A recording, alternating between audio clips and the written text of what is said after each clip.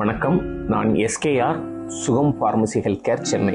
இது எனக்கு ஒரு ரிட்டையர்டு டாக்டர் ஒருத்தர் சொல்லிக் கொடுத்த டெக்னிக். அவர் பொதுவாக பார்த்தீங்கன்னா அவருக்கும் டயபிட்டிஸ் இருக்கு, அவருக்கு கால் பாதத்தில் வலி எரிச்சல் இருக்கு. அப்போ அவர் என்ன பண்றாரு அப்படின்னா, இந்த எப்சம் சால்ட்னு அந்த ஒரு பழைய மெத்தடு, டெய்லி அந்த சால்ட்டை என்ன பண்ணிடுறாரு, காலில் ஒரு வெதுவெதுப்பான தண்ணி ஒரு டப்புல வச்சுக்கிட்டு அவர் ஆங்கிள் வரைக்கும் மிக்ஸ் பண்றது.